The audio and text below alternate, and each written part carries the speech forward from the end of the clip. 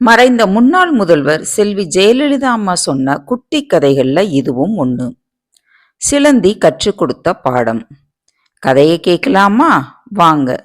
அனைவருக்கும் வணக்கம். நான் உங்கள் அகிலா. இது கதை கேட்கும் நேரம். இந்த கதை பிடிச்சிருந்தா கண்டிப்பா சேனலுக்கு சப்போர்ட் பண்ணுங்க. நன்றி. ஒரு மலை குகைக்குள்ள சிலந்தி ஒண்ணு தன்னோட வாயில உருவாக்கும் பசைய வச்சு நூல் போல உருவாக்கி ஒரு கூடு கட்டிக்கிட்டு இருந்தது. நிறைய தடவை முயற்சி செய்தும் அந்த கூண்டை அதால கட்டி முடிக்க முடியல. கீழே விழுந்துகிட்டே இருந்தது. ஆனாலும் அது தன்னோட முயற்சியை கைவிடல. 6 முறை கீழே விழுந்தது.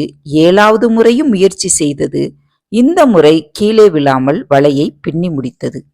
இந்த சிலந்தி எடுத்த எடுப்பிலேயே வலையை பின்னி விடல. பல தடவை கீழே விழுந்து பின்பு திரும்பவும் மீண்டு எழுந்து கடைசியில் வலையை பின்னி முடித்தது. அதனுடைய முயற்சி வலையை கட்டும்படி செய்தது. முயற்சி செய்யாமல் இருந்திருந்துச்சுன்னா வலையை பின்னி இருக்க முடியாது.